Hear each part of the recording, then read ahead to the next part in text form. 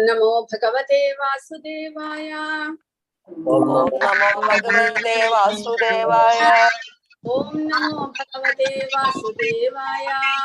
ओम नमो भगवते वासुदेवाय। ओम नमो भगवते वासुदेवाय। ओम नमो भगवते वासुदेवाय। नारायणं नमस्कृत्य नारायणं नमस्कृत्य नरं चैव नरोत्तमं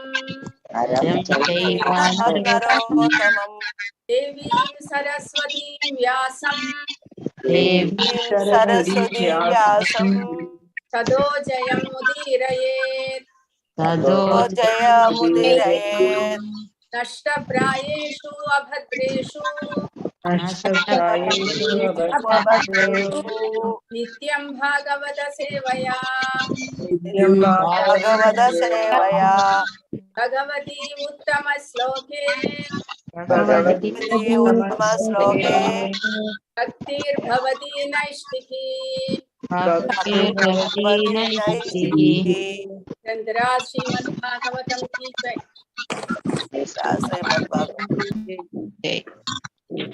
रजः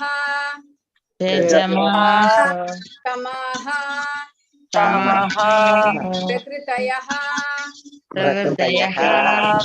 रजस्तमः प्रकृतयः तमशीला भजन्ति वै तमशीला भजन्ति वै रजस्तमः प्रकृतयः तमशीला भजन्ति वै पितृभूता प्रजेशादीन् पितृभूत प्रजेशादीन्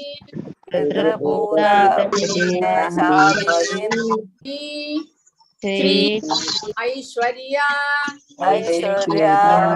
प्रजेप्सवः ऐश्वर्य प्रजेप्सवः पितृभूत प्रजेशादीन् श्री ऐश्वर्य प्रजेप्सवः रजस्तमः प्रकृतयः तमशीला भजन्ति वै पितृभूत प्रजेशादीन् ऐश्वर्य प्रजेप्सवः रजस्तमः प्रकृतयः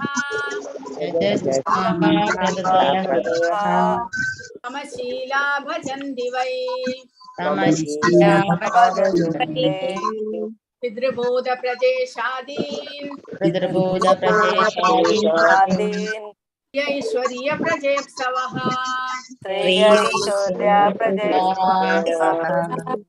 ഓരോരുത്തരായിട്ട് വായിക്കുക. വായിക്കാത്തവർ ഓഡിയോ ഓഫ് ചെയ്യണം. ഹരേ കൃഷ്ണ. ഹരേ കൃഷ്ണ. രജസ്തമഃ പ്രകൃതയഃ പിതൃഭൂത പ്രജേശാദീൻ ശ്രേയൈശ്വര്യ പ്രജേപ്സവഃ. ഹരേ കൃഷ്ണ. रजस्तमः प्रकृतयः समशीला भजन्ति वै पृथुभूत प्रजेशादीन् हरे कृष्ण रजस्तमा प्रकृतयः समशीला भजन्ति वै पितृभूत प्रजेशादीनैश्वर्यप्रजेप्सवः हरे कृष्ण रजस्तमा प्रकृतयः समशीला भजन्ति वै पितृभूत प्रजेशादीन् प्रजेप्सवः हरे कृष्ण हरे कृष्ण रजस्तमा प्रकृताय समशीला भजन्ति वै पितृभूत प्रजोषादीन् रजस्तमः प्रकृतयः समशीला भजन्ति वै पितृभूत प्रदेशादीन् श्रीयैश्वर्यप्रजेप्सवः हरे कृष्ण रजस्तमः प्रकृतयः समशीला भजन्ति वै पितृभूत प्रजेशादीन् श्री ऐश्वर्य प्रजेप्सवः हरे कृष्ण तेजस्तमा प्रकृतयः समशीला भजन्ति वै पितृभूत प्रजेशादीन् हरे कृष्ण माताजी हरे कृष्ण रजस्तमाः प्रकृतयाः समशीला भजन्ति वै पितृभूत प्रचोदशादीन् श्रेयैश्वर्य प्रजेप्सवः हरे कृष्ण माताजी रजस्तमाः प्रकृतयः समशीला भजन्ति वै पितृभूत प्रजेशादीन् श्रीयैश्वर्य प्रजेप्सवः हरे कृष्ण माताजी हरे कृष्ण रजस्तमः प्रकृतयः समशीला भजन्ति वै पितृभूत प्रजेशादीन् श्रीयैश्वर्यप्रजेप्सवः हरे कृष्ण माताजी हरे कृष्ण माताजी रजस्तमा प्रकृतयः समशीला भजन्ति वै पितृभूत प्रदेशादीन् प्रजेप्सवः हरे कृष्ण माताजी हरे कृष्ण रजस्तामाः प्रकृतयः समशीला भजन्ति वै पितृभूत प्रजेशादीन् ऐश्वर्या प्रजेत्सवः हरे कृष्ण हरे कृष्ण रजस्तमा प्रकृतयः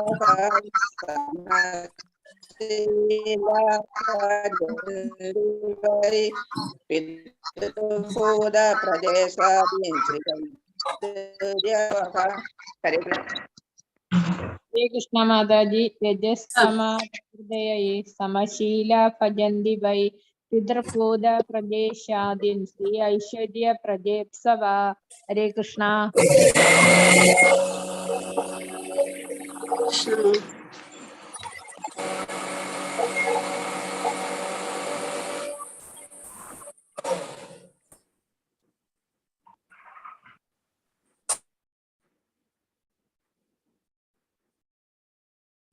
രജഃ രജോ ഗുണം തമഃ തമോ ഗുണം പ്രകൃതയഃ ആ മനസ്ഥിതിയുള്ള സമശീലാഹ ഒരേ വിഭാഗത്തിലുള്ള ഭജന്തി ആരാധിക്കുന്നു വൈ നിശ്ചയമായും പിതൃക്കൾ പൂർവ പിതാമഹന്മാർ ഭൂത മറ്റ് ജീവാത്മാക്കൾ പ്രജേശ ആദീൻ വിശ്വപരിപാലകർ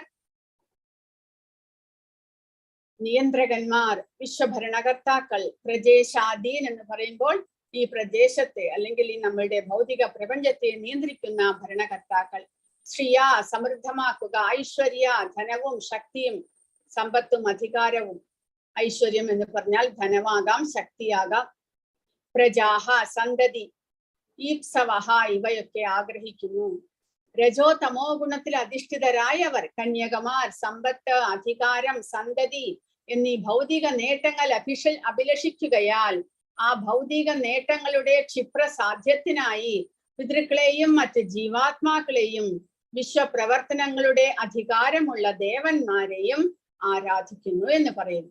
അതായത് സത്വഗുണത്തിലുള്ളവർ തീർച്ചയായിട്ടും ഭഗവാൻ കൃഷ്ണനെ അല്ലെങ്കിൽ വിഷ്ണുവിനെ ആരാധിക്കുന്നു എന്നാണ് കഴിഞ്ഞ ശ്ലോകങ്ങളിലൂടെ നമുക്ക് മനസ്സിലാക്കുവാൻ സാധിച്ചത്. പക്ഷേ രാജസിക താമസിക ഗുണത്തിൽ അധിഷ്ഠിതരായവർ, രാജസിക ഗുണത്തിലുള്ളവരുടെ ആഗ്രഹം അവർക്ക് പല വിധത്തിലും സമ്പത്തും ഐശ്വര്യവും കൂടാതെ ഭൗതിക സന്തോഷവും എല്ലാം ലഭിക്കണമെന്നാണ്. അപ്പോൾ അതിനു വേണ്ടിയിട്ട് അവർ ഈ ഭൗതിക ലോകത്തിന്റെ നിയന്ത്രിതരായിട്ടുള്ള ദേവന്മാരെ അവർ ആരാധിക്കുന്നു. അതുപോലെ തന്നെ തമോ ഗുണത്തിലുള്ളവർ പൂർണ്ണമായിട്ടും ഉന്മാദാവസ്ഥയിലും ഭഗവാനെ ധിഖരിച്ചും കൊണ്ടെല്ലാം നടക്കുന്നവരാണ്. അവർ ഭൂതപ്രേതാദികളെ പിശാചുക്കളെ എല്ലാം അധികമായിട്ടുള്ള ശക്തി, പല വിധത്തിലുള്ള ശക്തിയെ ആഗ്രഹിച്ചുകൊണ്ട് അവർ അങ്ങനെ അവരെയെല്ലാം ആരാധിക്കുന്നു. അപ്പോൾ ഇവരെയെല്ലാം ആരാധിക്കുന്ന വഴി വളരെ പെട്ടെന്ന് തന്നെ അവരുടെ ആഗ്രഹം പൂർത്തീകരണം നടക്കും. പക്ഷേ ഭഗവാൻ പറയുന്നത് അതെല്ലാം ക്ഷണികമാണ്. അതുകൂടാതെ ആ ദേവന്മാർക്കും ഭഗവാന്റെ അനുഗ്രഹമില്ലാതെ നമുക്കൊന്നും തന്നെ തരാൻ സാധ്യമല്ല. പക്ഷെ എങ്കിലും ഇവർക്ക് അറിവില്ലാത്തത് കൊണ്ട്, അജ്ഞാനത്തിലായതുകൊണ്ട്, അവരവരുടെ കാര്യസാധ്യത്തിനായി മാത്രം കൊണ്ട് അവർ ഇങ്ങനെയുള്ള ദേവന്മാരെയും പിതൃക്കളെയും ഈ പരിപാലകന്മാരെയും എല്ലാം ആരാധിക്കുന്നു. ഭഗവത് ധാമത്തിലേക്ക് മടങ്ങിച്ചെല്ലാൻ ആത്മാർത്ഥമായി ആഗ്രഹിക്കുന്ന ഒരാൾ ഏതൊരു വിഭാഗത്തിലെയും ദേവനെ ആരാധിക്കേണ്ട യാതൊരു ആവശ്യവുമില്ല. ഭൗതിക ആസക്തികളിൽ ഭ്രാന്തമായ ആവേശമുള്ളവർ അല്പജ്ഞാനികളായവരെ ഉദ്ദേശിച്ചുള്ള താൽക്കാലിക നേട്ടത്തിനായി വ്യത്യസ്ത ദേവന്മാരെ ആരാധിക്കുന്നു എന്ന് ഭഗവത്ഗീതയിൽ സുവ്യക്തമായി പ്രസ്താവിച്ചിരിക്കുന്നു. ഭഗവത്ഗീതയിൽ 7-ാമത്തെ അധ്യായത്തിന്റെ 20-23 ശ്ലോകങ്ങളിലൂടെ ഭഗവാൻ പ്രത്യേകം പറഞ്ഞിട്ടുണ്ട്. ഭൗതിക ആസക്തിയിൽ, ഭൗതികതയിൽ, ഇന്ദ്രിയ സുഖഭോഗത്തിൽ ആസക്തിയുള്ളവർ അല്ലെങ്കിൽ പല വിധത്തിലുള്ള ആഗ്രഹങ്ങളെ പൂർത്തീകരിക്കാൻ ആഗ്രഹിക്കുന്നവർ ദേവന്മാരെ, പിതൃക്കളെ ഇവരെയെല്ലാം ആരാധിക്കുന്നു എന്ന്. അതായത് കാമൈസ്തൈസ്തരി ഹൃതജ്ഞാനാഹ പ്രപദ്യന്തെ അന്യദേവതാഹ തം തം നിയമമാസ്തായ പ്രകൃത്യ നിയതാഹ സ്വയ എന്ന് പറഞ്ഞിരിക്കുന്നു. കാമൈ അതായത് കാമം പൂണ്ട്, അതായത് കാമം എന്ന് പറഞ്ഞാൽ പലതരത്തിലുള്ള ഭൗതിക ആഗ്രഹങ്ങൾ, ആ ആഗ്രഹങ്ങളെ സാധിപ്പിക്കുവാനായിട്ട് പ്രപദ്യന്റെ അന്യദേവതാഹ ഭഗവാനെ വിട്ടിട്ട് മറ്റുള്ള ദേവന്മാരെ ആരാധിക്കുന്നു. അങ്ങനെയുള്ളവർ അവരവരുടെ ആഗ്രഹങ്ങളെ പൂർത്തീകരിക്കാൻ, ഇവിടെ എന്തെല്ലാമാണ് ആഗ്രഹങ്ങൾ പറഞ്ഞിരിക്കുന്നത്? കന്യകമാർ അല്ലെങ്കിൽ സുന്ദരിയായിട്ടുള്ള ഭാര്യയെ കിട്ടുവാൻ, അല്ലെങ്കിൽ ഭർത്താവിനെ കിട്ടുവാനായിട്ട്, അല്ലെങ്കിൽ സമ്പത്ത് അധികമായിട്ടും സമ്പത്ത് ലഭിക്കുവാൻ, അല്ലെങ്കിൽ ഐശ്വര്യങ്ങൾ, പല വിധത്തിലുള്ള ഐശ്വര്യങ്ങൾ, കൂടാതെ അധികാരം, വളരെ ഉന്നതമായിട്ടുള്ള ഏതെങ്കിലും ജോലി ലഭിക്കുവാൻ, അല്ലെങ്കിൽ ഏതെങ്കിലും പോസ്റ്റ് ലഭിക്കുവാൻ മുതലായവയായിട്ട് അതിനു വേണ്ടിയിട്ട്, കൂടാതെ സന്തതികൾ, കുട്ടികളില്ലാത്തവർ കുട്ടികൾക്കായിട്ട് എല്ലാം പല വിധത്തിൽ അന്യദേവതാഹ മറ്റുള്ള ദേവന്മാരെ ആരാധിക്കുന്നു. അതെങ്ങനെയാണ്? തം തം നിയമമാസ്തായ അവനവൻ തന്നെ എന്തെങ്കിലും ഒരു നിയമവും നിബന്ധനകളും എല്ലാം പാലിച്ചുകൊണ്ട്, അല്ലാതെ ശാസ്ത്രങ്ങളിൽ ഇങ്ങനെയൊന്നും പറഞ്ഞിട്ടില്ല. ശാസ്ത്രങ്ങളിലെല്ലാം പറഞ്ഞിട്ടുള്ളത് വേദേശ സർവൈർ അഹമേവ വേദ്യഹ എന്ന് ഭഗവാൻ പറഞ്ഞിരിക്കുന്നു. വേദങ്ങളിലൂടെ അറിയേണ്ടത് എന്നെ മാത്രമാണ് എന്നാണ് ഭഗവാൻ പറഞ്ഞിട്ടുള്ളത്. അപ്പോൾ ഇങ്ങനെ അന്യദേവതമാരെ ആരാധിക്കാനായിട്ട് വേദങ്ങളിൽ പ്രൊവിഷൻ കൊടുത്തിട്ടുണ്ട്. പല വിധത്തിലുള്ള ഓരോരോ ആഗ്രഹ പൂർത്തീകരണത്തിനായിട്ടും വേദങ്ങളിൽ ഓരോ ദേവതമാരെ ആരാധിക്കാമെന്ന് കൊടുത്തിട്ടുണ്ടെങ്കിലും ഭഗവാനെ പ്രാപിക്കുന്നത് എങ്ങനെയെന്നാണ് പ്രധാനമായിട്ടും വേദങ്ങളിൽ പറഞ്ഞിട്ടുള്ളത്. അപ്പോൾ ഭഗവാൻ പറയുന്നു തം തം നിയമമാസ്തായ പ്രകൃത്യ നിയതാഹ സ്വയ. അവരങ്ങനെ അവരവരുടെ ഓരോ നിയമങ്ങളും നിബന്ധനകളും എല്ലാം വെച്ചുകൊണ്ട് ഈ ദേവന്മാരെ ആരാധിക്കുന്നു. അങ്ങനെ വരുമ്പോൾ എന്ത് സംഭവിക്കുന്നു?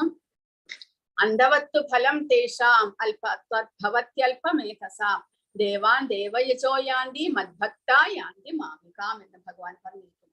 അപ്പോൾ ഭഗവാനെ ആരാധിക്കുന്നവർക്ക് ഭഗവാനെ പോകാൻ സാധിക്കും.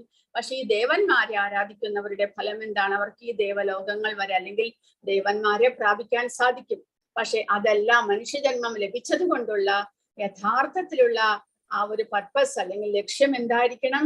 ഭഗവാനെ പ്രാപിക്കുക. അതുകൊണ്ടാണ് ഇവിടെ പറയുന്നത് ഭൗതിക ആസ്വാദനങ്ങളുടെ തീവ്രത വർദ്ധിപ്പിക്കുവാൻ നാം ശ്രമിക്കരുത്. അപ്പോൾ ആദ്യമായിട്ട് നമ്മൾ വിചാരിക്കേണ്ടത് ഭാഗവതത്തിലും ഭഗവത്ഗീതയിലും ഉള്ള ഉപദേശങ്ങളും ശ്ലോകങ്ങളും എല്ലാം തന്നെ നമ്മളെ ആത്മീയമായിട്ട് ഉയർത്തി ഭഗവാന്റെ പരമപദം പോകുവാൻ എങ്ങനെ പ്രാപിക്കാം, അല്ലെങ്കിൽ ഭഗവാന്റെ പരമപദം പോകുവാനായിട്ട് നമ്മളെ എങ്ങനെ പ്രാപ്തരാക്കാം എന്നുള്ളതിനുള്ള ഉപദേശങ്ങളാണ് കൊടുക്കുന്നത്. അതുകൊണ്ട് ഇതിലെ ഓരോ ഉപദേശങ്ങളും അങ്ങനെയുള്ളവരെ മാത്രം ഉദ്ദേശിച്ചാണ്. അപ്പോൾ നമ്മൾ ഭക്തന്മാരാണെങ്കിൽ നമ്മൾ എങ്ങനെയെല്ലാം പ്രവർത്തിക്കണം, എന്തെല്ലാം നിയമങ്ങൾ നമ്മുടെ ജീവിതത്തിൽ നമ്മൾ കൊണ്ടുവരണം, അതിനു വേണ്ടിയിട്ടുള്ള ഉപദേശങ്ങളാണ് ഈ ഭാഗവതത്തിലും ഭഗവത്ഗീതയിലും ഭഗവാനും ഋഷിമാരും തരുന്നത്, അതുകൂടാതെ പ്രഭുപാദരുടെ വ്യാഖ്യാനത്തിലും തരുന്നത്. അപ്പോൾ ഒരു ഭക്തനാകാൻ ആഗ്രഹിക്കുന്നവർ ഒരിക്കലും ഭൗതിക ആസ്വാദനങ്ങളുടെ തീവ്രത വർദ്ധിപ്പിക്കുവാൻ ശ്രമിക്കരുത്. ജീവിതത്തിന്റെ അത്യന്താപേക്ഷിതമായ ആവശ്യത്തോളം മാത്രമേ ഭൗതിക ആനന്ദങ്ങളെ സ്വീകരിക്കാവൂ. മിനിമം ആയിട്ടുള്ള സുഖങ്ങളും സൗകര്യങ്ങളും മാത്രമേ നമ്മൾ സ്വീകരിക്കാൻ പാടുള്ളൂ. അല്ലാതെ അനാവശ്യമായിട്ട് ജീവിതത്തിന്റെ സുഖഭോഗങ്ങൾ വർദ്ധിപ്പിക്കുവാനായിട്ട് നമ്മൾ ശ്രമിക്കുമ്പോൾ നമ്മുടെ ശ്രദ്ധ മുഴുവൻ അതിലേക്കായി പോകുന്നു. ശരീരത്തിന് അങ്ങനെ വളരെയധികം കംഫർട്ട് ഒന്നും ആവശ്യമില്ല. എങ്കിലും ഈ സമ്പത്തുള്ളവർ അല്ലെങ്കിൽ അതിനുവേണ്ടി പരക്കം പായുന്നവർ എങ്ങനെയെങ്കിലും നമ്മുടെ കൂടുതൽ ഇന്ദ്രിയ ആസ്വാദനത്തിനുള്ള സൗകര്യങ്ങളും എല്ലാം വർദ്ധിപ്പിക്കാനായിട്ട് പരിശ്രമിച്ചു കൊണ്ടിരിക്കും. അപ്പോൾ അതിനു വേണ്ടിയിട്ട് നമ്മൾ ശ്രമിക്കരുത്, അതിനു വേണ്ടി സമയം പാഴാക്കരുത് എന്ന്. അതിനേക്കാൾ അധികമായോ കുറവായോ ഭൗതിക ആനന്ദങ്ങളെ സ്വീകരിക്കരുത്. ഭൗതിക ആനന്ദങ്ങളെ അതിരേകമായി സ്വീകരിക്കുക എന്നാൽ ഭൗതിക അസ്തിത്വത്തിലെ ക്ലേശങ്ങളിൽ അധികതരമായി ബന്ധനസ്ഥനാകുക എന്നർത്ഥം. അപ്പോൾ എന്തുകൊണ്ടാണ് നമ്മൾ അങ്ങനെ അതിന് പുറകെ പരക്കം പായരുത് എന്ന് പറയുന്നത്? അങ്ങനെയുള്ള പ്രവർത്തികളെല്ലാം തന്നെ നമ്മളെ കൂടുതലായിട്ട് ഇവിടെ ബന്ധനത്തിലാക്കുകയേ സാധിക്കുകയുള്ളൂ. കാരണം നമ്മുടെ ആ ഒരു ചിന്തയും നമ്മുടെ പ്രവർത്തികളും എല്ലാം തന്നെ അതിലേക്ക് പോകുന്നു. ഭഗവാനെ കുറിച്ച് ശ്രദ്ധിക്കാൻ നമുക്ക് പിന്നീട് സമയമില്ലാതെയാകുന്നു. അതുകൊണ്ട് ഭൗതിക അസ്തിത്വത്തിന് വേണ്ടിയിട്ട് മിനിമം പ്രവർത്തിക്കുക, മിനിമം സുഖ സൗകര്യങ്ങളെ നമ്മൾ സ്വീകരിക്കുക, അത്രമാത്രം, ആവശ്യമുള്ളത് മാത്രം. അല്ലാതെ അനാവശ്യമായിട്ട് അതിന് പുറകെ പോകുകയോ അതിന്റെ സുഖ സൗകര്യങ്ങൾ വർദ്ധിപ്പിക്കുകയോ ചെയ്യരുത്. വിഷ്ണു ആരാധനയിലൂടെ പ്രാപ്തമാകുന്ന നേട്ടങ്ങളെ കുറിച്ച് അജ്ഞനാകയാൽ അധികം ധനം, അധികം യുവതികൾ, മിഥ്യ അഭിജാത ഭരണം എന്നിവ ഭൗതിക രോഗഗ്രസ്തനായ ഒരാളുടെ ചുരുക്കം ചില അനർത്ഥങ്ങളാണ്. വിഷ്ണു ആരാധനയിലൂടെ ഒരാൾ ഈ ജീവിതത്തിലും മരണാനന്തര ജീവിതത്തിലും നേട്ടമുണ്ടാക്കുന്നു. ഈ തത്വങ്ങളെ വിസ്മരിച്ചുകൊണ്ട് മൂഢന്മാരായ ജനങ്ങൾ അധികം സമ്പത്ത്, ബഹുഭാര്യമാർ, അധികം സന്തതികൾ എന്നിവയുടെ പുറകെ പോകുകയും അതിനായി വിവിധ ദേവന്മാരെ ആരാധിക്കുകയും ചെയ്യുന്നു. അപ്പോൾ അതിനുവേണ്ടി പോകുന്നവർ ഭഗവാനെ കുറിച്ചുള്ള അജ്ഞാനത്തിലാണ് സ്ഥിതി ചെയ്യുന്നത്. അതുകൊണ്ട് അവർ ഈ ജന്മത്തിലെ ഈ ഭൗതിക പ്രപഞ്ചത്തിലെ നേട്ടങ്ങളെ കുറിച്ച് മാത്രമേ അവർ ആലോചിക്കുന്നുള്ളൂ. എന്നാൽ ഇതിനും അപ്പുറം ഇനിയും ഒരു ജന്മമുണ്ട്, ആ ജന്മത്തിലേക്ക് അല്ലെങ്കിൽ ഇനിയും ഒരു ലോകമുണ്ട്, ആധ്യാത്മിക ലോകമുണ്ട്, അവിടേക്ക് പോകാനായിട്ട് പ്രവർത്തിക്കണം എന്ന് ചിന്തിക്കാൻ അവർക്ക് സാധ്യമാകുന്നില്ല. അതുകൂടാതെ ഇങ്ങനെ ഈ ജന്മത്തിൽ മനുഷ്യജന്മം ലഭിച്ചിട്ടും അത് വേണ്ടവണ്ണം ഉപയോഗിക്കാതെ നമ്മുടെ സ്വന്തം ഇന്ദ്രിയ സുഖഭോഗത്തിന് വേണ്ടി പരിശ്രമിക്കുമ്പോൾ അത് നമ്മുടെ അടുത്ത ജന്മത്തെ തകരാറിലാക്കുന്നു. അടുത്ത ജന്മം നമ്മളുടേത് എന്താകുമെന്ന് അറിഞ്ഞുകൂടാ. അങ്ങനെയൊന്നും ചിന്തിക്കാനുള്ള പ്രാപ്തിയും അവർക്കില്ല. അതുകൊണ്ട് അജ്ഞതയാൽ അവർ കൂടുതൽ ക്ലേശങ്ങളിൽ ബന്ധനസ്ഥലാക്കപ്പെടുന്നു. ഭൗതിക ആനന്ദങ്ങൾക്കായി ദേവന്മാരെ സമീപിക്കേണ്ട യാതൊരു കാര്യവുമില്ല. ദേവന്മാരെല്ലാം ഭഗവത് സേവകരാകയാൽ പ്രാണധാരണ ആവശ്യക തത്വങ്ങളായ ജലം, പ്രകാശം, വായു തുടങ്ങിയവ പ്രദാനം ചെയ്യാൻ അവർ കർത്തവ്യബദ്ധരാണ്. അപ്പോൾ നമുക്ക് വേണ്ടുന്നതെല്ലാം തരാനായിട്ട് ദേവന്മാർ അവർ നിയോഗിക്കപ്പെട്ടിരിക്കുന്നു. നമുക്ക് ആവശ്യമുള്ളതെല്ലാം അവർ തരും. കൂടാതെ നമുക്ക് എത്രമാത്രം ഒരു സമ്പത്ത് ഈ ജന്മത്തിൽ നമുക്ക് ലഭിക്കേണ്ടതായിട്ട് നമുക്ക് യോഗ്യതയുണ്ടോ അത് നമുക്ക് ഓട്ടോമാറ്റിക് ആയിട്ട് ലഭിക്കും. കാരണം നമ്മുടെ കർമ്മം, നമ്മൾ മുൻ ജന്മത്തിൽ ചെയ്ത കർമ്മത്തിന്റെ ഫലമായിട്ട് ഈ ജന്മത്തിൽ നമുക്ക് കിട്ടേണ്ടതുള്ളതെല്ലാം തന്നെ കിട്ടും. എന്തെല്ലാം സുഖമായിട്ടും ദുഃഖമായിട്ടും നമുക്കെല്ലാം ലഭിക്കേണ്ടതുണ്ടോ അതെല്ലാം തന്നെ സ്വാഭാവികമായിട്ട് നമുക്ക് ലഭിക്കും. അതിനു വേണ്ടിയിട്ട് കൂടുതൽ ആയിട്ട് നമ്മൾ പരിശ്രമിക്കേണ്ട കാര്യമില്ല. അപ്പോൾ ഒരാൾ കഠിന പ്രയത്നം ചെയ്യേണ്ടതും അസ്തിത്വത്തിനായുള്ള കഠിന പ്രയത്നത്തിന്റെ ഫലങ്ങളാൽ പരമദിവ്യോത്മ പുരുഷനെ നിശ്ചയമായും ആരാധിക്കേണ്ടതുമാകുന്നു. അപ്പോൾ നമ്മൾ പ്രയത്നം ചെയ്ത് അതിന്റെ ഫലം കൊണ്ട് ഭഗവാനെ ആരാധിക്കുക എന്നതല്ലാതെ ഭൗതികമായിട്ടുള്ള സുഖഭോഗത്തിന് വേണ്ടിയിട്ട് നമ്മൾ അതിനു വേണ്ടി കഠിന പ്രയത്നം ചെയ്യേണ്ട കാര്യമില്ല. കാരണം നമുക്ക് എന്തുമാത്രം വിധിച്ചിട്ടുണ്ടോ അത് മാത്രമേ നമുക്ക് ലഭിക്കുകയുള്ളൂ. നമുക്ക് എത്രമാത്രം യോഗ്യതയുണ്ടോ അത് മാത്രമേ ലഭിക്കുകയുള്ളൂ. അല്ലാതെ കൂടുതലോ കുറവോ ഒന്നും ലഭിക്കാനായിട്ടുള്ള സാധ്യതയില്ല. അപ്പോൾ അതിനു വേണ്ടി പ്രയത്നിച്ച് സമയം കളയുന്നതിനേക്കാൾ പരമപുരുഷനായിട്ടുള്ള ഭഗവാനെ ആരാധിക്കുക മൂലം നമ്മുടെ തലയുടെ വരയും നമുക്ക് മാറ്റാൻ പറ്റും. അതായത് നമ്മുടെ കർമ്മഫലത്തെയും നമുക്ക് ഇല്ലാതാക്കാൻ സാധിക്കും. കൂടാതെ നമ്മുടെ ക്ലേശങ്ങളെയും ഇല്ലാതാക്കാൻ സാധിക്കും. അപ്പോൾ അതിനുവേണ്ടി പരിശ്രമിക്കാതെ കൂടുതലും ബന്ധനസ്ഥനാകാൻ വേണ്ടിയിട്ട് മറ്റുള്ള ദേവന്മാരെ ആരാധിക്കുന്നതിൽ അർത്ഥമില്ല. മാത്രവുമല്ല, ജീവിതത്തിന്റെ ആദർശക സൂക്തവും അത് തന്നെ ആയിരിക്കണം. തൊഴിൽ സംബന്ധമായ സേവനങ്ങളെ ഈശ്വര വിശ്വാസത്തോടുകൂടി ഉചിതമായ രീതിയിൽ നിർവഹിക്കുന്നതിൽ ഒരാൾ ശ്രദ്ധയുള്ളവനാകണം. അത്തരം ശ്രദ്ധ ഭഗവത് സന്നിധിയിലേക്ക് മടങ്ങി ചെല്ലാൻ ഒരാളെ പ്രാപ്തമാക്കും. അപ്പോൾ ഈ ഭൗതിക ജീവിതത്തിൽ നമ്മൾ ജീവിക്കുമ്പോൾ നമ്മുടെ കർത്തവ്യങ്ങൾ നമ്മൾ ചെയ്യേണ്ടതായിട്ടുണ്ട്. നമ്മുടെ ഫാമിലിയെ നമ്മൾ നോക്കേണ്ടതായിട്ടുണ്ട്. അതൊന്നും വേണ്ട എന്ന് പറയുന്നില്ല. അതിനു വേണ്ടി നമ്മളൊരു തൊഴിലും ചെയ്യേണ്ടതായിട്ടുണ്ട്. അതെല്ലാം ചെയ്ത് അതിനോടൊപ്പം തന്നെ ഭഗവത് സേവനങ്ങളും ചെയ്ത് നമ്മൾ ഭഗവാന്റെ ധാമത്തിലേക്ക് മടങ്ങിപ്പോകാനായിട്ട് പരിശ്രമിക്കണം. ബ്രജധാമത്തിൽ ഭഗവാൻ സ്വയം സന്നിഹിതനായിരുന്നപ്പോൾ ഇന്ദ്രദേവനെ ആരാധിക്കുന്നതിനെ തടയുകയും വൃന്ദാവന നിവാസികളെ അവരുടെ ജോലിയെ ആരാധിക്കാനും ഈശ്വരനിൽ പൂർണ്ണ വിശ്വാസം അർപ്പിക്കാനും അദ്ദേഹം ഉപദേശിച്ചു. ഭൗതിക നേട്ടത്തിനായുള്ള ബഹുദേവാരാധന യഥാർത്ഥത്തിൽ മതത്തിന്റെ വിപരീത ബുദ്ധിയാണ്. ഇപ്രകാരമുള്ള മതാനുഷ്ഠാനങ്ങളെ ശ്രീമദ് ഭാഗവത് ആരംഭത്തിൽ കൈതവ ധർമ്മം എന്ന് വിശേഷിപ്പിച്ചിരിക്കുന്നു. സർവരും അനുവർത്തിക്കേണ്ട പ്രപഞ്ചത്തിലെ ഏക മതം ഭാഗവത ധർമ്മമാകുന്നു. അഥവാ പരമദിവ്യോത്തമ പുരുഷനെ മാത്രം ആരാധിക്കാൻ അഭ്യസിപ്പിക്കുന്ന മതം അല്ലാതെ മറ്റൊന്നുമല്ല എന്ന് പറഞ്ഞിരിക്കുന്നു. അപ്പോൾ വൃന്ദാവനത്തിൽ ഭഗവാൻ കുട്ടിയായിരുന്ന കാലത്ത് ഒരു ദിവസം നോക്കുമ്പോൾ നന്ദഗോപുരം മറ്റുള്ളവരും എല്ലാവരും ചേർന്ന് ഒരു വലിയ യജ്ഞം ചെയ്യാനായിട്ട് തയ്യാറെടുപ്പെടുക്കുകയാണ്. അപ്പോൾ ഭഗവാൻ ചോദിച്ചു, എന്തിനു വേണ്ടിയിട്ടാണ് ഇതെല്ലാം അറേഞ്ച് ചെയ്യുന്നത്? ആരെയാണ് നിങ്ങൾ ആരാധിക്കാൻ പോകുന്നത്? അതിന്റെ പുറകിലെ ഉദ്ദേശം എന്താണ് എന്നെല്ലാം ചോദിക്കുകയുണ്ട്. അപ്പോൾ നന്ദഗോപർ പറഞ്ഞു, നമ്മൾ കൃഷിക്കാരാണ്, നമ്മൾ പശുക്കളെ മേയ്ക്കുന്നവരാണ്. അപ്പോൾ അതുകൊണ്ട് നമുക്ക് യഥാസമയത്ത് മഴയും വെയിലും എല്ലാം ലഭിക്കണം. അപ്പോൾ മഴ ലഭിച്ചാൽ മാത്രമേ കൃഷി സമ്പുഷ്ടമായിട്ട് വളരുകയുള്ളൂ. അപ്പോൾ മഴയുടെ ഭഗവാൻ ആരാണ്? ഇന്ദ്രദേവൻ. അപ്പോൾ ഇന്ദ്രദേവനെ നമ്മൾ എല്ലാ വർഷവും പൂജിക്കുന്നു. കാരണം സമയാസമയത്ത് യഥാവിധി മഴ ലഭിച്ചില്ലെങ്കിൽ നമ്മുടെ കൃഷികളെല്ലാം ഇല്ലാതാകുന്നു. അതുകൂടാതെ പശുക്കൾക്ക് പുല്ല് അത്യാവശ്യമാണ്. വരൾച്ച വന്നു കഴിഞ്ഞാൽ പുല്ലും ഇല്ലാതെയാകുന്നു. അതുകൊണ്ട് ഭഗവാൻ ഇന്ദ്രനെ ആരാധിക്കുക എന്നുള്ളത് നമ്മുടെ ഒരു ചടങ്ങാണ്, വിശ്വാസമാണ്. അതിനു വേണ്ടിയിട്ടുള്ള ആരാധനയ്ക്ക് വേണ്ടിയിട്ടുള്ള പരിശ്രമങ്ങളാണ് നടക്കുന്നത് എന്ന് നന്ദഗോപർ പറയുകയുണ്ടായി. അപ്പോൾ ഭഗവാൻ അദ്ദേഹത്തെ ഉപദേശിച്ചു. കാരണം അതിന്റെ ആവശ്യമില്ല. കാരണം ഇന്ദ്രന്റെ ചുമതലയാണ് നമുക്ക് വേണ്ടുന്നതെല്ലാം നൽകുക എന്നുള്ളത്. നമ്മൾ നമ്മുടെ കർത്തവ്യങ്ങൾ ചെയ്യുകയും അതിനോടൊപ്പം നമ്മുടെ ഗോവർദ്ധനഗിരിയാണ് നമുക്ക് വേണ്ടുന്നതെല്ലാം തന്നെ നൽകുന്നത്. പശുക്കൾക്ക് വേണ്ടുന്ന പുല്ലുകളും അതുകൂടാതെ ഫലങ്ങളും നമുക്ക് വേണ്ടുന്നതെല്ലാം തന്നെ പ്രദാനം ചെയ്യുന്നത് ഗോവർദ്ധനഗിരിയാണ്. അതുകൊണ്ട് ആ ഗോവർദ്ധനഗിരിയെ നമുക്ക് പൂജിക്കാം.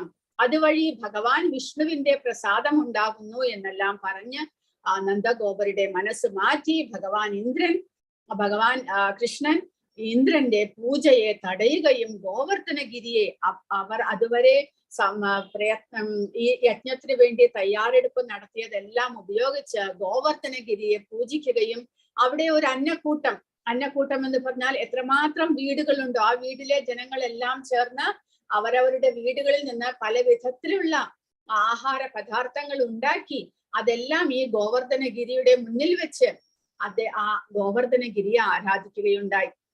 അതിനെയാണ് അന്നക്കൂട്ടം എന്ന് പറയുന്നത്. ആ ഗോവർദ്ധന ആരാധന നടന്ന ദിവസം ഇപ്പോഴും വൃന്ദാവനത്തിൽ വലിയ ഉത്സവമാണ്.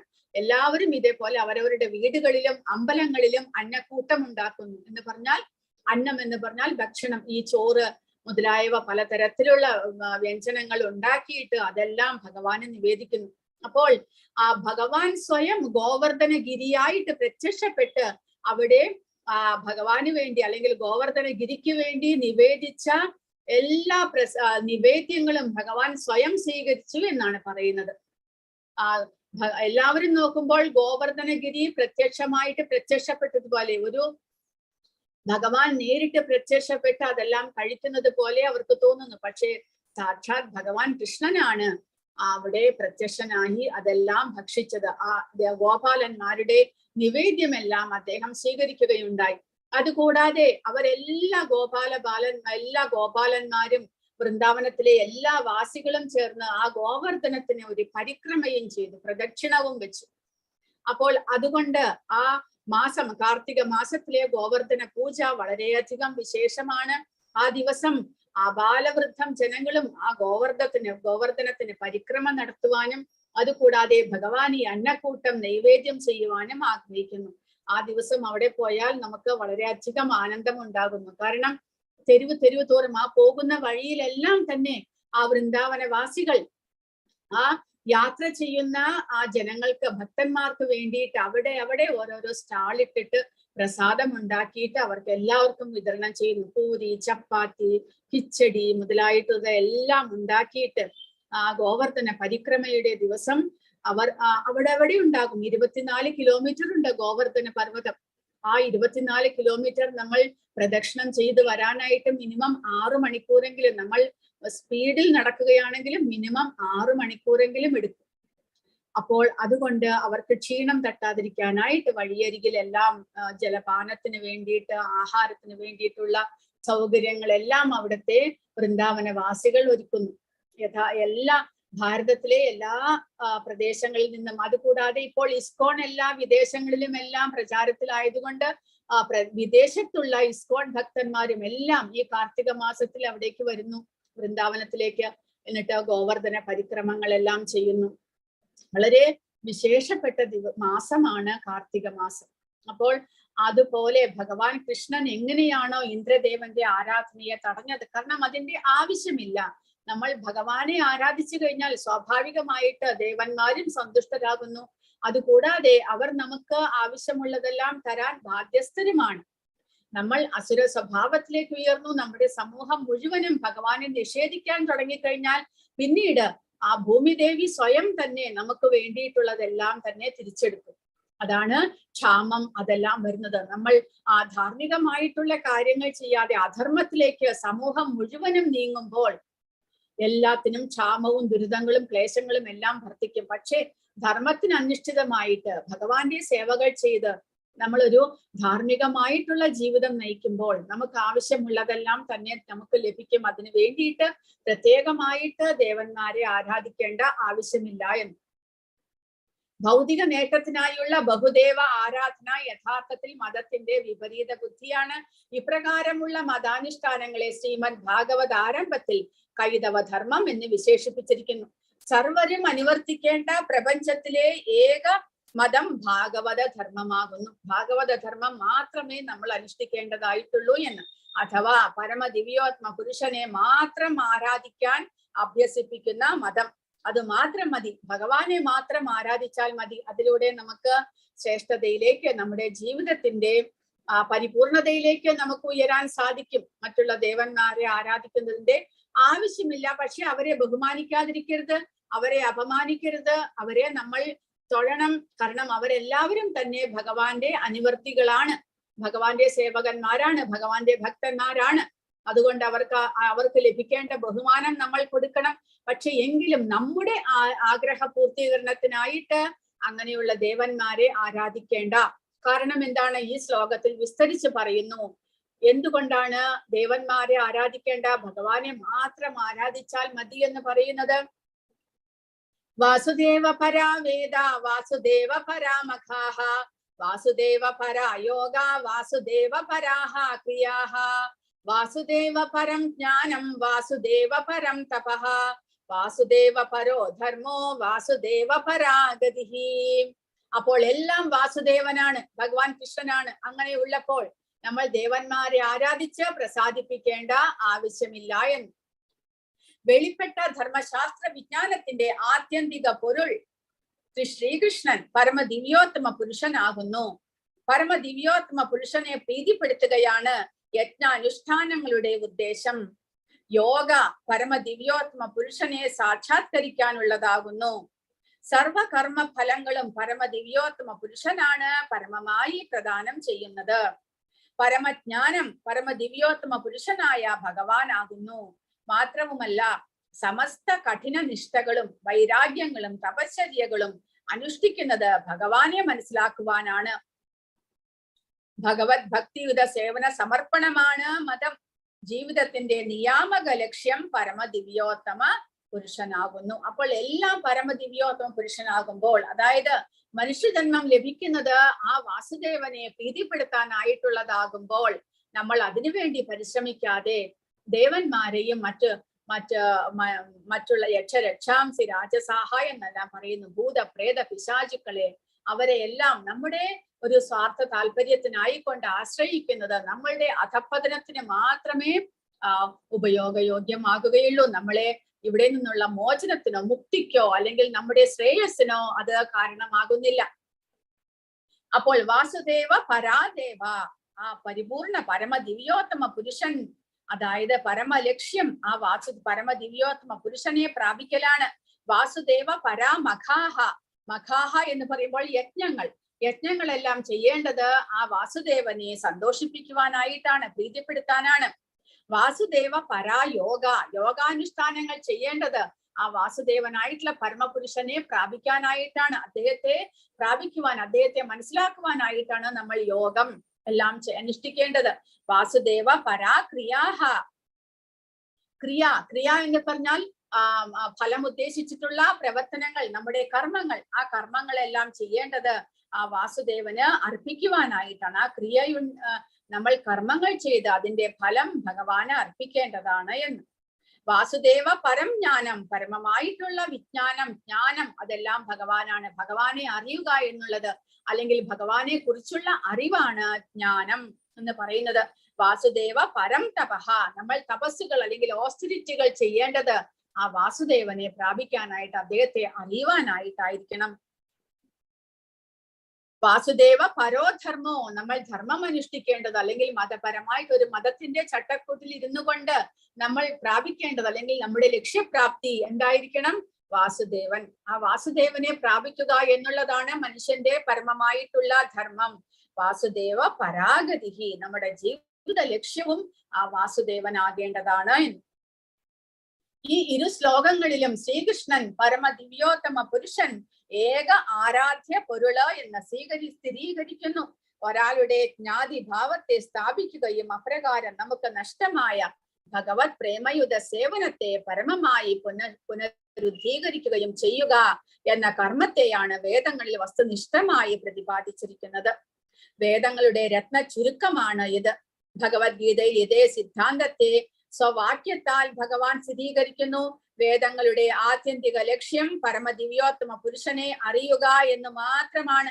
15-ാമത്തെ അധ്യായത്തിൽ 15-ാമത്തെ ശ്ലോകത്തിൽ ഭഗവാൻ പറയുന്നുണ്ട്. അതായത് വേദേശ സർവൈർ അഹമേവ വേദ്യഃ വേദാന്ത കൃത് വേദവിദേവ ചാഹം, വേദങ്ങളാൽ അറിയപ്പെടേണ്ടത് ഞാൻ മാത്രമാണ്.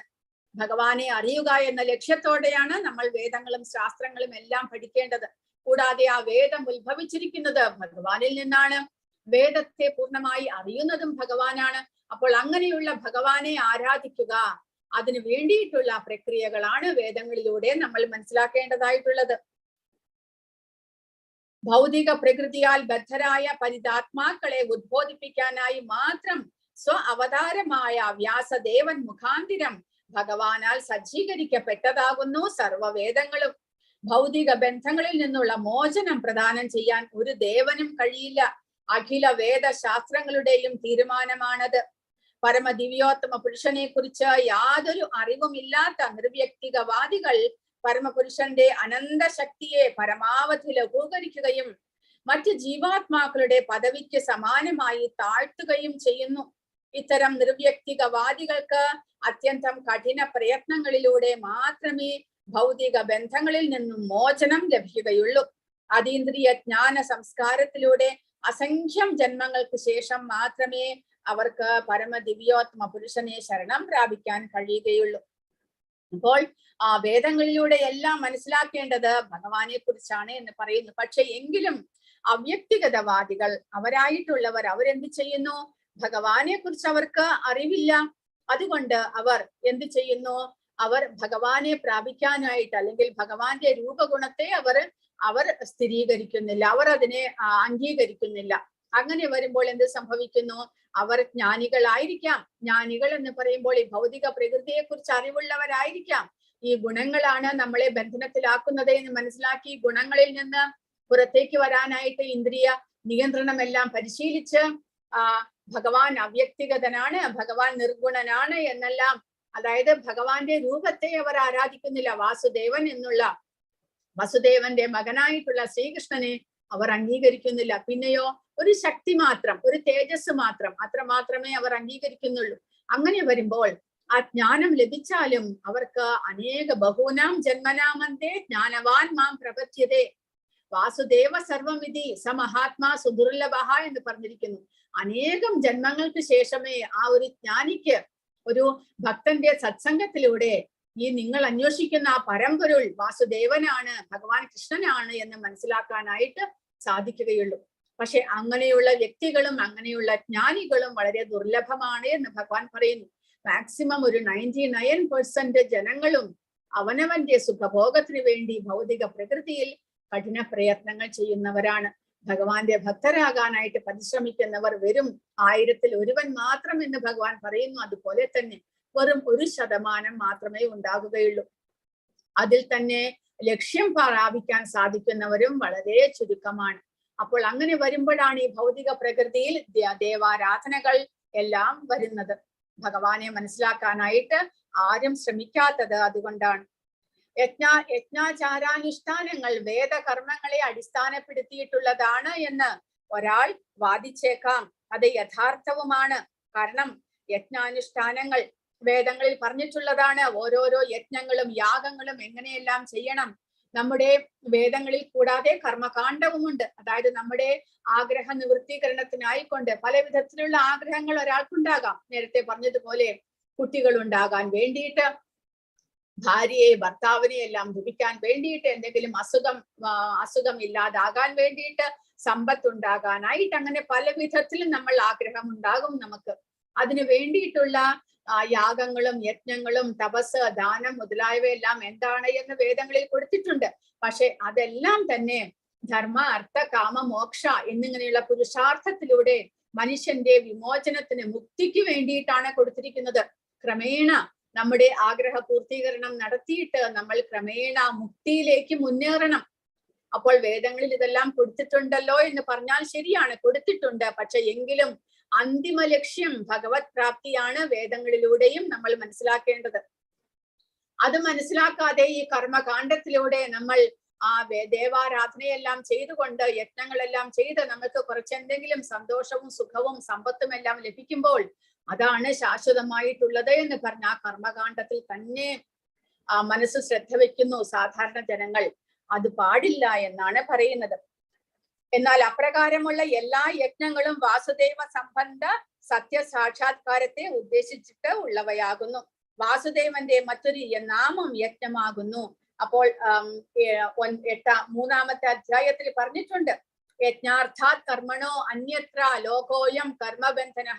അവിടെ യജ്ഞം എന്ന് പറയുന്നത് ഭഗവാനെ കുറിച്ച്, യജ്ഞപുരുഷൻ ഭഗവാനാകുന്നു. യജ്ഞത്താൽ നമ്മൾ സന്തോഷിപ്പിക്കേണ്ടത് ഭഗവാനെ ആകുന്നു. ആ ഭഗവാനെ സന്തോഷിപ്പിക്കാതെയുള്ള കർമ്മങ്ങളെല്ലാം തന്നെ ബന്ധനത്തിലാക്കുന്നു എന്ന് 3-ാമത്തെ അധ്യായത്തിലും ഭഗവാൻ പറഞ്ഞിട്ടുണ്ട്. സർവയജ്ഞങ്ങളും സർവകർമ്മങ്ങളും യജ്ഞ അഥവാ പരമദിവ്യോത്മ പുരുഷന്റെ സംതൃപ്തിക്കായി നിർവഹിക്കപ്പെടേണ്ടതാണ് എന്ന് ഭഗവത്ഗീതയിൽ സുവ്യക്തമായി പ്രസ്താവിച്ചിരിക്കുന്നു. യോഗതന്ത്രങ്ങളുടെ നിജസ്ഥിതിയും ഇത് തന്നെയാണ്. നമ്മൾ യോഗം പരിശീലിക്കേണ്ടതും, യോഗം എന്ന് പറയുമ്പോൾ ഭഗവാനുമായിട്ട് ബന്ധപ്പെടുക എന്നാണ് അർത്ഥം. അപ്പോൾ ആ യോഗം പരിശീലിച്ചും നമ്മൾ ഭഗവാനുമായിട്ട് ബന്ധപ്പെടാനായിട്ട് പരിശ്രമിക്കേണ്ടതാണ്. മുൻകാലങ്ങളിലെല്ലാം അങ്ങനെയായിരുന്നു ചെയ്തുകൊണ്ടിരുന്നത്. യോഗ പരിശീലനം, അഷ്ടാംഗ യോഗം, ഷഡ്ചക്ര യോഗം മുതലായ ഒരുപാട് യോഗങ്ങളുണ്ട്.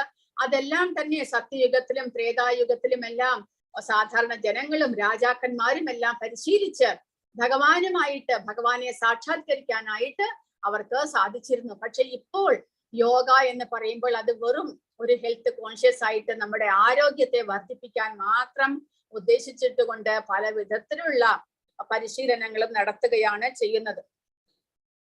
പരമപുരുഷനുമായി താദാത്മ്യം പ്രാപിക്കുക എന്നാണ് യോഗ കൊണ്ട് അർത്ഥമാക്കുന്നത്.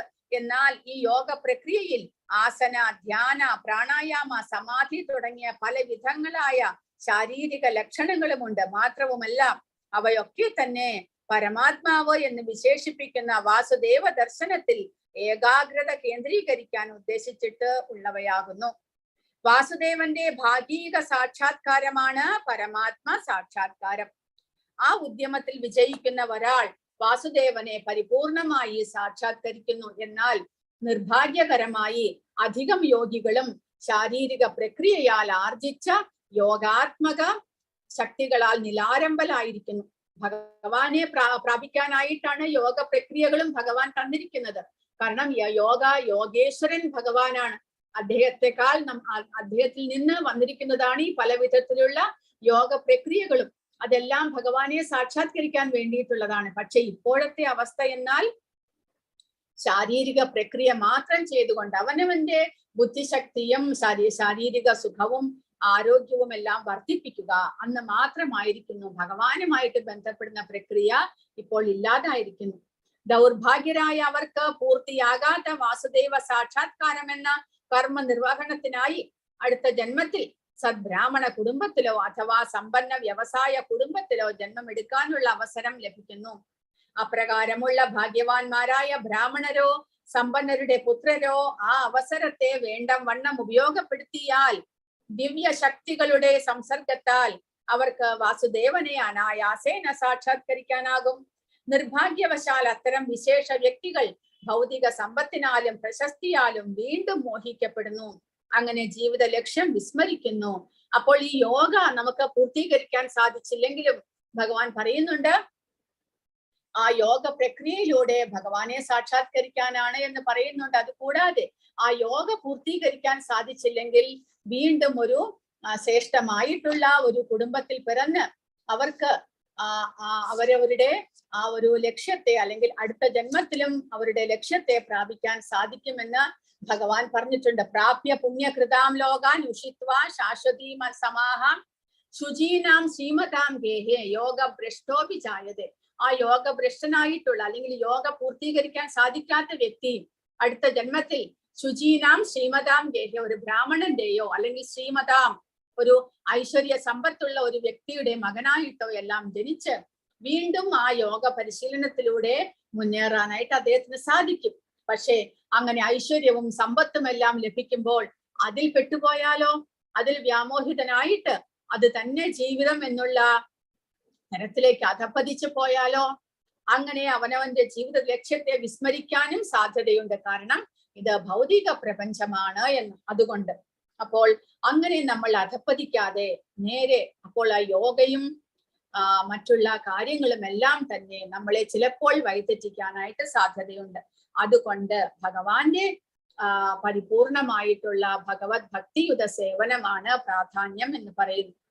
ഇനി അടുത്ത ഇതിൽ പറഞ്ഞിരിക്കുന്ന ആ വിജ്ഞാനങ്ങൾ, അപ്പോൾ ഇത് ഓരോന്നും പറയുന്നത് ഭഗവാനെ ഇതിൽ പറഞ്ഞിട്ടുണ്ട്. വാസുദേവ പരാവേദ, വേദങ്ങളിലൂടെ അറിയേണ്ടത് വാസുദേവനാണ്. അതിനെക്കുറിച്ചെല്ലാം പ്രഭുപാദ ഓരോ പാരഗ്രാഫിലായിട്ട് വിസ്തരിക്കുകയാണ് ഇവിടെ ചെയ്യുന്നത്. ഇനി അടുത്തത് വാസുദേവ പരം ജ്ഞാനം, ജ്ഞാനത്തിലൂടെ മനസ്സിലാക്കേണ്ടത് വാസുദേവനെയാണ് എന്ന്. വിജ്ഞാന സംസ്കാര കാര്യത്തിലും ഇത് ബാധകമാണ്. ഭഗവത്ഗീത അനുസരിച്ച് വിജ്ഞാന അഭിവൃദ്ധി നേടാൻ 18 വിഷയങ്ങളുണ്ട്.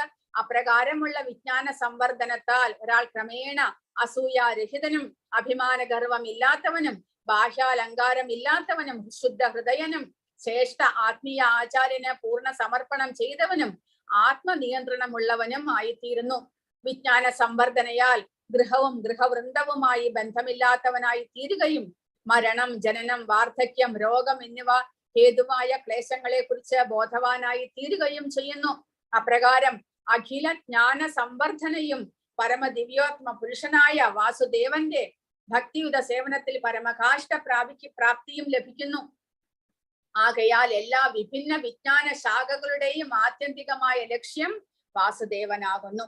അപ്പോൾ ഭഗവത്ഗീതയിലെ 13-ാമത്തെ അധ്യായത്തിൽ 8 മുതൽ 12 വരെയുള്ള ശ്ലോകങ്ങൾ ജ്ഞാനം എന്നാൽ എന്താണ് എന്നാണ്.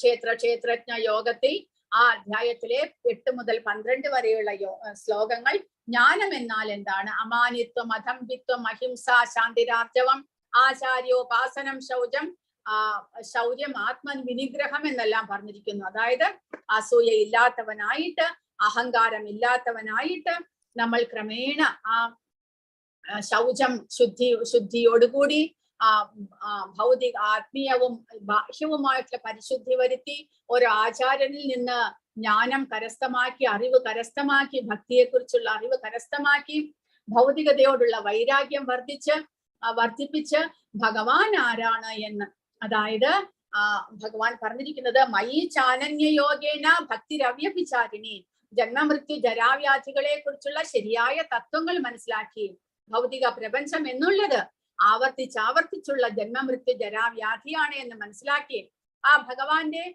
ഭക്തിരവ്യഭിചാരിണി ഏകാഗ്രമായിട്ടുള്ള ആ ഭക്തിയുത സേവനങ്ങൾ ചെയ്ത് ആ ജ്ഞാനത്തിലേക്ക്, ആത്മീയ ജ്ഞാനം കരസ്ഥമാക്കുന്നതിനെ കുറിച്ചാണ് ആ ശ്ലോകങ്ങൾ പറഞ്ഞിരിക്കുന്നത്. ആകയാൽ എല്ലാ വിഭിന്ന വിജ്ഞാന ശാഖകളുടെയും ആത്യന്തികമായ ലക്ഷ്യം വാസുദേവനാകുന്നു. വാസുദേവനുമായി സന്ധിക്കുന്ന അതീന്ദ്രിയ പദവിയിലേക്ക് ഒരാളെ നയിക്കുന്ന ജ്ഞാന അഭിവൃദ്ധിയാണ് യഥാർത്ഥ ജ്ഞാനം. ഭൗതികമായ വ്യത്യസ്ത ശാഖകളെ ഭഗവത്ഗീതയിൽ അജ്ഞാനം എന്നും യഥാർത്ഥ ജ്ഞാനത്തിന്റെ പ്രതിഫലനം എന്നും പ്രസ്താവിച്ചിരിക്കുന്നു. അപ്പോൾ ഭൗതികതയിൽ നമ്മൾ പഠിക്കുന്ന എല്ലാ തരത്തിലുള്ള അറിവും, നമ്മൾ കരസ്ഥമാക്കുന്ന എല്ലാ അറിവുകളും അജ്ഞാനമാണ്. കാരണം അവയൊന്നും തന്നെ നമ്മളെ ഭഗവാനിലേക്ക് എത്തിക്കുന്നില്ല. ഭഗവാനിലേക്ക് എത്തിക്കുന്ന അറിവ് എന്താണോ അത് മാത്രമാണ് ജ്ഞാനം എന്ന് ഭഗവാൻ പറയുന്നത്. ഒരു ഭൂതപ്രപഞ്ച ശാസ്ത്രത്തിന്റെ പരമലക്ഷ്യം ഇന്ദ്രിയ തൃപ്തിയാണ്. അതായത് ഭൗതിക അസ്തിത്വ കാലയളവ് ദീർഘിപ്പിക്കുകയും അപ്രകാരം ത്രിവിധ ക്ലേശങ്ങളിൽ അവിരാമം തുടരുകയുമാണ്. ആകയാൽ ഭൗതിക അസ്തിത്വത്തിലെ ക്ലേശഭരിത ജീവിതം അജ്ഞതയാകുന്നു. എന്നാൽ ആത്മീയ സാക്ഷാത്കാര പാതയിലേക്ക് നയിക്കുന്ന അതേ ഭൂതപ്രപഞ്ച ശാസ്ത്രത്തെ ഭൗതിക അസ്തിത്വത്തിലെ ക്ലേശ നിർഭര ജീവിതം സമാപ്തമാക്കാനും അപ്രകാരം വാസുദേവ പദവിയിലുള്ള ആത്മീയ അസ്തിത്വ ജീവിതം ആരംഭിക്കാനും ഒരാളെ സഹായിക്കുന്നു. അപ്പോൾ ഈ ഭൗതികതയിൽ നിന്ന് നമുക്ക് ലഭിക്കുന്ന അറിവ് എന്നുള്ളത് നമ്മളെ ഭഗവാന്റെ അടുത്തേക്ക് നയിക്കുന്നില്ല എങ്കിൽ അതെല്ലാം അജ്ഞാനമാണ്. അത് നമ്മളെ കൂടുതൽ ക്ലേശഭരിതമായിട്ടുള്ള ജീവിതം നയിക്കാൻ മാത്രമേ പ്രേരിപ്പിക്കുകയുള്ളൂ. കാരണം അധികമായിട്ടും ഭൗതിക അറിവ് ലഭിക്കുമ്പോൾ നമ്മൾ അതിലൂടെ കൂടുതൽ ധനം സമ്പാദിക്കാനും കൂടുതൽ ഇന്ദ്രിയ സുഖഭോഗം അനുഭവിക്കാനുമാണ് ശ്രമിക്കുന്നത്. അത് നമ്മളെ ഭഗവാനിൽ നിന്ന് അകറ്റുന്നു. ശരിയായ ജ്ഞാനം എന്നുള്ളത്, ആത്മീയ ജ്ഞാനം എന്നുള്ളത് ഭഗവാൻ ആരാണ്, ഭഗവാനെ കുറിച്ച് മനസ്സിലാക്കുക, ഭഗവാനെ പ്രാപിക്കാൻ എങ്ങനെ സാധിക്കും എന്നുള്ള അറിവാണ്. സർവവിധ തപശ്ചര്യകൾക്കും ഇനി തപസ്സിനെ കുറിച്ചാണ് പറയുന്നത്. തപസ് മൂലം വാസുദേവ പരാന്തപാഹ എന്ന് പറഞ്ഞിരിക്കുന്നു. ആ തപസ്സിലൂടെ അല്ലെങ്കിൽ ഓസ്റ്ററിറ്റിയിലൂടെ നമ്മൾ കരസ്ഥമാക്കേണ്ടത് ഭഗവാനെ കുറിച്ചുള്ള അറിവാണ് എന്ന്. സർവവിധ തപശ്ചര്യകൾക്കും ഇത് ബാധകമാണ്. ജീവിതത്തിന്റെ ഉന്നതാവസ്ഥ പ്രാപ്തമാക്കാൻ സ്വമേധയാ സ്വീകരിക്കുന്ന ശാരീരിക പീഡനമാണ് തപസ്യ എന്ന് പറയുന്നത്. രാവണനും ഹിരണ്യകശിപുവും ഇന്ദ്രിയ സംതൃപ്തിയുടെ ഉപേയം പ്രാപ്തമാക്കാൻ കഠിനമായ ശാരീരിക പീഡനങ്ങൾക്ക് വിധേയരായി. ചില രാഷ്ട്രീയ നേട്ടങ്ങൾ ആർജിക്കാനായി ആധുനിക രാഷ്ട്രീയക്കാർ വല്ലപ്പോഴുമൊക്കെ കഠിന തപസ്യകൾ അനുഷ്ഠിക്കാറുണ്ട്. യഥാർത്ഥ തപസ്യയുടെ മാർഗമാകയാൽ വാസുദേവനെ മനസ്സിലാക്കുന്നതിനായി സ്വമേധയാലുള്ള ശാരീരിക അസൗകര്യങ്ങളെ നിശ്ചയമായും സ്വീകരിക്കണം. അല്ലാത്ത പക്ഷം സർവവിധ തപസ്യകളെയും രജസ്തമോ ഗുണങ്ങളായി തരം തിരിച്ചിരിക്കുന്നു. ജീവിത ക്ലേശങ്ങളെ സമാപ്തമാക്കാൻ രജസിനോ തമസിനോ സാധ്യമല്ല. ത്രിവിധ ഭൗതിക ക്ലേശങ്ങളെ പ്രശമിപ്പിക്കാൻ സത്വഗുണത്തിന് മാത്രമേ കഴിയുകയുള്ളൂ. ശ്രീകൃഷ്ണ ഭഗവാന്റെ മാതാപിതാക്കൾ എന്നറിയപ്പെടുന്ന വസുദേവരും ദേവകിയും വസുദേവനെ പുത്രനായി ലഭിക്കാൻ തപശ്ചര്യകൾ അനുഷ്ഠിച്ചു. ഭഗവത്ഗീതയിൽ സർവ്വജീവാത്മാക്കളുടെയും പിതാവ് ബീജദാതാവ് ഭഗവാൻ എന്ന് പ്രസ്താവിച്ചു.